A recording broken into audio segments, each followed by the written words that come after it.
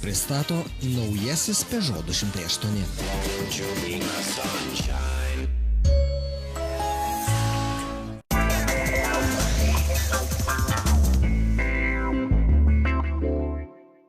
Sveiki, su jumis laida Ne vienas kelyje ir ją pradėsime reportažu apie konkursą Lietuvos metų automobilis 2016.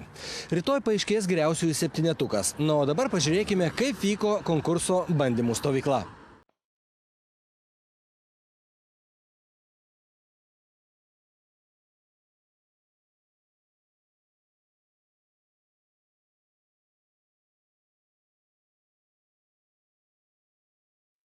Prieš savaitę baigėsi konkurso Lietuvos metų automobilis 2016 bandymų stovykla vykusi Druskininkuose. Jau tapo tradicija, kad prasidėjus konkursui Lietuvos metų automobilis į mūsų šalį ateina žiema. Nors miškuose ir laukose jos dar nesimato, tačiau mes ją radome kitur, po stogu. Į Druskininkų sniego areną buvo nuginti visi 14 4 ratais varomų automobilių. Visureigiai arba SUV klasės automobiliai turi būti pravažesni už eilinius hatchbackus ir sedanus. Tad ir jų bandymų sąlygos turi būti šiek tiek kitokios, leidžiančios patirti ir jų pravažumo savybės. O ką geriau sugalvosi nei statų ledo kalną padengtą sniegu? Čia konkurso komisija išbandė visų automobilių aktyvias saugumo sistemas ir pagalbininkus. Visureigiams buvo paruošti 3 sudėtingumų bandymai. Juos bandė priversti pajudėti iš vietos 3 skirtingų kampų starto zonose ir užginti į sniego kalną. Kad bandymai būtų kuo objektyvesni, automobiliai buvo pripildyti vienodais Neste degalais, apauti vienodomis Continental padangomis. O juos vairavo 2 patyrę komisijos nariai – žurnalistai Vitoldas Milius ir Ramūnas Fetingis. Jie bandė automobilius ir pateiks informacijos santrauką komisijai.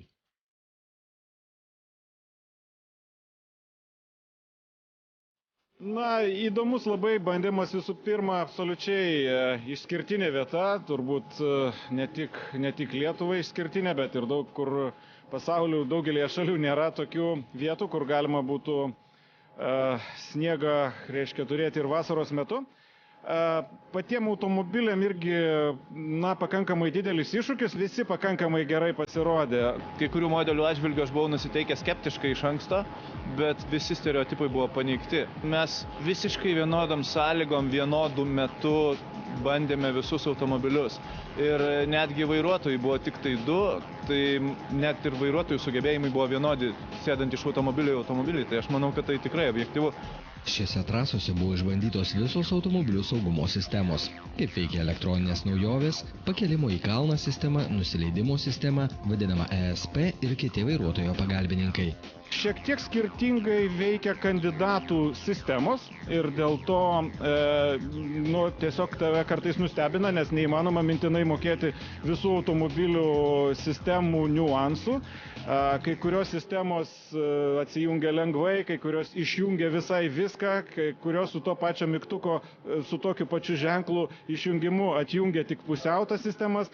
Tai čia irgi bet kuriam vairuotojui linkėjimai, kaip sakoma, ir siūlymai pasibandyti, pasižiūrėti, ką daro tos sistemos, nes ne visos jos vienodos, nors ir turi panašius pavadinimus ir tokį patį, ženklą ant mygtuko. Pažinti sistemas tai yra turbūt idealus būdas, turint omeny, kad mes neturim žiemos kol kas ir neaišku, kada turėsim. Bet tai yra idealus būdas pažinti sistemas, palyginti jas, nes mes iš pradžių pirmus važiavimus pradėjom išjungę visas sistemas ir tik tai tada, jeigu automobilis nesugebėdavo pajudėti, mes jas aktyvavom.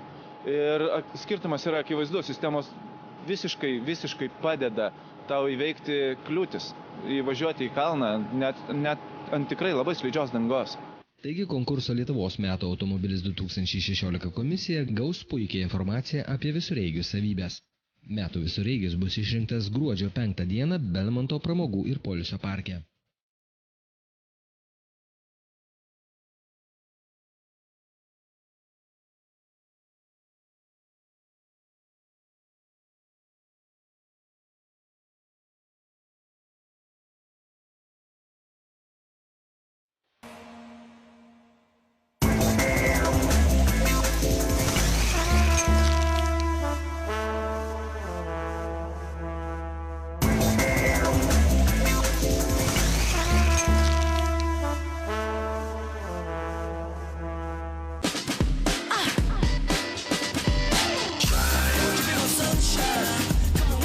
Laidą pristato naujasis Peugeot 208.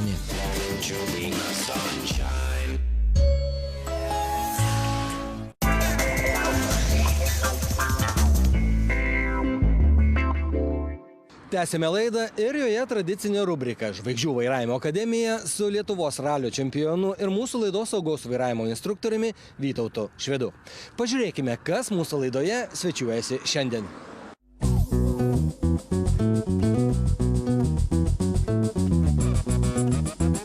Šioje rubrikoje mes kartu su žinomais mūsų šalies žmonėmis ir Lietuvos ralio čempionu laidos saugos vairavimo instruktoriumi Vytautu Švedu aiškinsimės, kaip vairuoti trukdo įvairūs pomėgiai darbai, kuriuos atliekame prie vairo valdydami automobilį.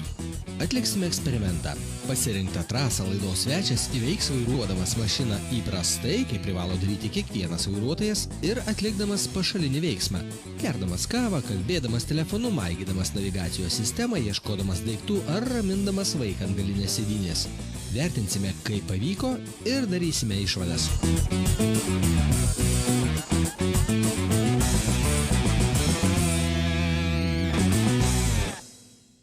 Šį kartą mūsų laidos svečias žodžių kišenėje neieškantis laidų vedėjas Timūras Augucevičius. Sveiki, atvykę egzaminą. Tai čia egzaminas toksai palengvintas. Čia labiau ne egzaminas, čia labiau toks supratimas per žinomų žmonių prizmę, kaip kiti žmonės galėtų suprasti, kad jie veikdami kažką tai papildomo ir šalutinio prie vairo, jie kažkiek tai nuima savo akis, dėmesį, koncentraciją nuo tos pagrindinės veiklos, nuo vairavimo ir kaip daug kenčia tas vairavimas ir vairavimo kokybė, vairavimo galų gale greitis ir tikslumas, kad nuo tų pašalinių minčių ir tos minčių tėkmės arba darbų, kuriais užsiema žmogus vairuojant. Baisiausia, ką aš esu matęs, kai žmogus su keliu vairuoja ir dar ten, žinai, čia aš po tokių patirčių tada ir pats biškį susigalvoju. Dar tokių pašalinių veiklų. Dažniausiai, sakau, būna tokiose stresinėse situacijose, kai tu pameti truputį galvą. Pavyzdžiui, būna, važiuoji kur nors į renginį ir parašė lyg tai adresą, čia dabar irgi šiuolaikinė tokia problema. Parašo tau SMS adresą ir tu net nepasižiūri, pavyzdžiui, prieš važiuodamas. Ten kažkur daugmaž žinau ir tada važiuoji ir ten tau reikia dar GPS susirasti, kur yra. tą procesą dabar stengiausi supaprastinti kiek galima labiau, kad ne rankose laikyti kažkaip. Yra tikrai buvo tokių, kad, žinai, ten mikerio ir žiūri, kad jau mašina prieš tave jaunai stovi. Nu tai gal mes pabandysim tada šiandien tas mūsų rungtelės metu įsivesti kažką tai navigaciją. Taigi, susipažinęs su šia trasa, Timūras ją turės įveikti 2 kartus. Pirmą kartą įprastu būdu. Antrą kartą šią trasą Timūras važiuos, bandydamas suvesti į vadinamą navigacijos sistemą tam tikrą adresą. Jo, tu kaunietis, tu galėtum pasakyti, aš visiškai Laisvės alėja, ne? O gal kokią sunkesnę gatvę, kad taip greit neparodytų, žinai, tada paieškoti. Ne, čia jau gera gatvė. Gera? Laisvės alėja numeris koks 28. 36. 36? Gerai. Būtų B. Pas tavai namus važiavai? 36B. 36B. Gerai. Taigi testas prasideda. Taip, pirma pavara. 1, 2, 3, važiuojam. Dabar galiu įsiprakyti greituoju būdu, rasti, kur yra šitas čia. Neišdaužyti šitų pradžių. Neišdaužyti, jo, šitų pėsčiųjų mūsų. Taip, Google Maps čia. Kraukis. Gerai. Toliau, dabar, kol važiuojam, galima bandyti. Laisvės. Bet jau Kaune mes esame. Mes dabar jau nuvažiavom, jo, kažkur visai, kol aš žiūrėjau. Mes beveik parkuotis pradėjom Kaune, kol vedėm. Dabar. Ai ne, pamečiau kolą. Palauk, dar sikelį. Tai labai toli. Va, dabar gerai. Gerai, vedam. Laisvės prospektas. Alėja. Ai, alėja. Nu gerai. Dar gerai. Gerai. Laisvės. Tai važiuojam. Važiuojam. Daug pasukčiausiu suvesiu ir tada važiuosim gerai. Alėja. Kiek sakėm ten? 36. Beveik būtumėm tilpę. Bet aš gal, kad priekis nebūtų pralindęs. Pastovi dar, kad pradėtume gyvuoti. Naviguojam, šitą numušiau. Vienas negyvas. 26 va yra. Ja, ir čia stam. Puikiai. Dar klausia, ar tikrai čia dar nesibaigė pas mane visa procedūra. Tai žodžiu, mes jau nudaužėm 2 žmonės ir mes vis tiek nežinom, kur mes važiuojam. Mūsų rezultatas šitos kelionės turėjo 1 minutę, grubiai. 1:10 čia jau. Mums užtruko 1:52. Mes čiut pataikėm tarp automobilių parkuojantis. Turime, kaip tikra normali blondinė bandėjai parkuotis. Jo. Tik aš nesidažiau dar, žinai, prie to pačio. Bet kaip save gerbantį blondinį iš antro karto ir biškį su kliudytų priekiniu bumperiu. Taip, ir dar labai kursukinėjęs, žinai, kur žiūri ir vis tiek nieko nemato. Tai čia yra vienas mūsų tas pliusas. Toliau jau vesdamas adresą dar vieną kūgelį mes kliudėm, ne? Taip. Tai, vadinkim, mes turime 1:50, netoli 50 sekundžių prastesnį įvažiavimo šitos visos mūsų rungtelės laiką. Mes turime išdaužyti vieną automobilį, apsijuoktą prieš aplinkinius tavo draugus, turbūt, kad nemokėjimą parkuotis. Ar šiaip gražias praeivės, žinai, čia neslėpkim to. Tikrai jau jas panašu, kad su tavim nevažiuotų mašinomis. Taip patraktuotų, kad tu ne pats geriausias vairuotojas. Jom tuo metu atrodytų, jo. Čia toks pamąstymui, pagalvojimui, ar tikrai negeriau sustoti, neapsijuokti, nepervažiuoti niekam kojas, palikti sveiką bumperį mašinos, kur parkuojasi greta ir, vadinkim, susivesti adresą stovint per tas 30 sekundžių turbūt, kad ne per minutę, kiek mes daugiau užgaišom važiuodami. Tai aš visiškai irgi už tai. Tai sveikinu įsitikinus, kad nėra pats geriausias būdas daryti šalutinius darbus vairuojant. Tai ačiū už pamokas labai.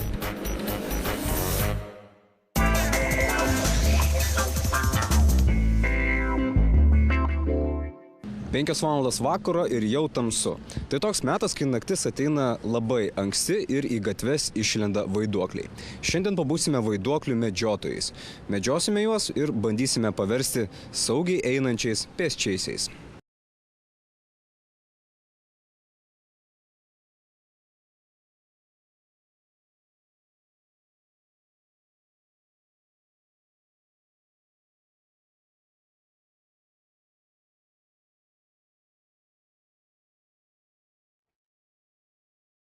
Lietuvos automobilių kelių direkcija mums padovanojo pilną atšvaitų maišą, sėdome į policijos automobilį ir išvykome pasidaryti po Kauno apylinkes. Medžioti vairuotojus gąsdinančius vaiduoklius.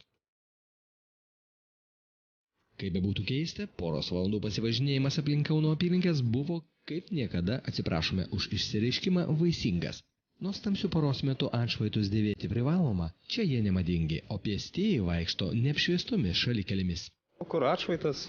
Aš žinau, neturiu. Nenešiojat? Ne. Negražu, netinka? Žinau.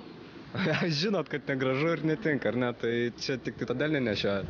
Ne, neturiu tiesiog viską. Tai mes tada jums padovanosim. Ačiū labai.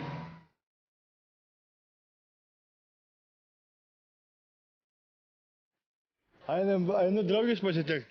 Taigi tamsu. Nu tai, einu pasitikti. Nematys draugė jūsų. Matys. Bet kur atšvaitas? Tai neturim dabar. Dabar neturit. O tai kodėl neturit?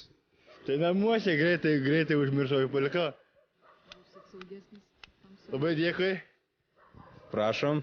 Nekiškit rankų į kišenę, kad matytųsi atšvaitas. Ar galite daugmaž nuspėti, kur važiuodami mes pamatėme jūsų siluetą? Ties kuria vieta? Gal prieš tą perėją? Tai va būtent ties tą perėją mes tik jūs ir pamatėme. Tai nei atšvaitų, nieko toks juodas vaiduoklis esate. Ir apsivilkusi tamsiai. Kur atšvaitai, kur koks nors saugumas? Jau neturiu.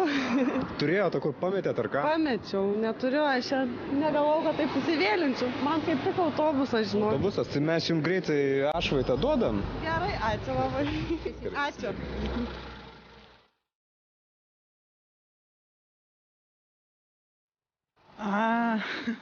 Neturiu. Kodėl? Reikia tam dešinės rankos. Tai netapsai. Kodėl be atšvaito? Pamiršti įsigyti. Štai pažiūrėkite, ar matote tamsoje šiuos vaiduoklius. Mes jums padėsime juos įžiūrėti specialių efektų pagalba. O juk vairuotojai tokios naktinio matymo įrangos neturi. Jie šių potencialių savižudžių nemato, o kai pamato, neretai būna jau per vėlu. Šios jaunos merginos atvirai ignoravo atšvaitus. Pirmą kartą jas sutikę, padovanojame atšvaitus. Nebijote tamsoje, gatvėje? Ne, nebijom. Kiek metų pačiu? 14. Kiek? 17. 14. Nors juos priėmė nenoriai, bet vis tik priėmė. Jau po kelių minučių jos vėl buvo nematomos. Kur atšvaitai jūsų? Prieš kelias minutės pareigūnai davė atšvaitus. Kur atšvaitai jūsų, klausia? Draugas paėmė. Kas paėmė? Draugas. Paauglės akivaizdžiai demonstravo nepagarbą tiek pareigūnams, tiek įstatymiškai apibrėžtam reikalavimui tamsoje einant šalikelę nešioti šviesą atspindinčius elementus. Tik griežtesnis pareigūno žodis privertė šias nihilistiškai nusiteikusias nepatenkintas paauglės paklusti teisėtam pareigūno reikalavimui. Įdomu ar ilgam. Galbūt vėl už artimiausio posūkio šis mūsų dovanai atiduotas antras atšvaitų komplektas bus numestas į krūmus. O po to neduokdie ir vėl bus liejamos tėvų, šitaip išauklėjusių savo vaikus, ašaros. Aš jau pabėgiot. Bet tai būtumėte išėjęsi tiesiog pabėgiot, būtumėte rašvaitą užsidėjusi, pasiruošusi tam. Kad tokiu metu nebūna mašinų beveik. Jau Tai va viena bėgioju tiesiog. O sustabdyt nelaiko. Tiesiog bėgu tais takeliais, kur nebūna mašinų. Aš vienintelė, kur reikia pralenkt vietą. Na, bet gal labai netrukdo? Gal ne, ačiū.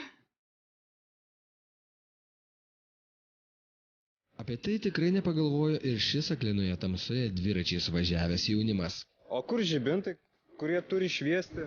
Nėra. O kur liemenės? Nėra. Ką, nepadinga, negražu? Buvo išvažiavom, dar negrįžom namo. Jam atidavėme ne tik iš kelių direkcijos gautas liemenes, bet ir tas, kuriomis buvome mes pasipuošę. Tad pavakarės filmavimą po susitikimo su šia grupė mums teko baigti. Dabar mes liemenių nebeturim, būsim nesaugus sėdami į automobilį. O prieš tai keliuose sutikome nemažai pėsčiųjų ir turinčių atšvaitus. Bet tai sužinojome tik juos sustabdę. Kodėl savęs nesisaugot? Aš tai saugęs turiu atšvaitų.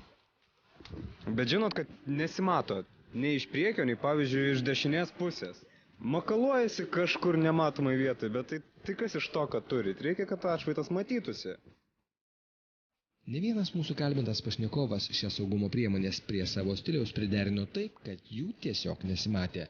Atšvaitas jiems ne savo gyvybės saugojimo priemonė, o daiktas, kurį reikia turėti dėl kelių eismo taisyklių reikalavimo. Tamsu? Tai. Kaip tu kelią pasišvieti? Telefonu.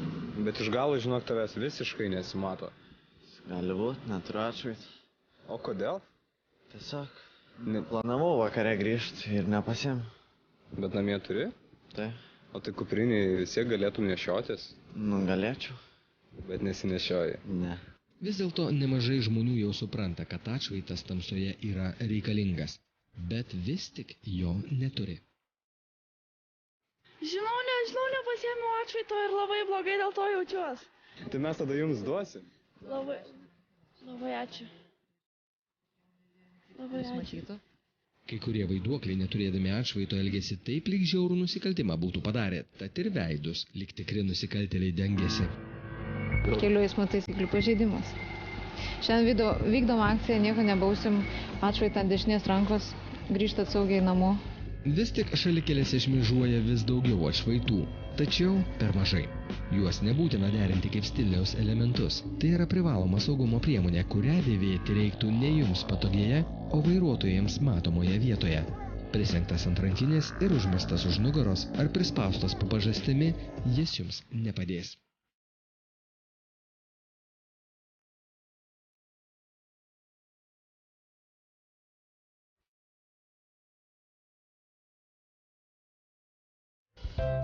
Juostinis atšvaitas dedamas ant dešinės rankos.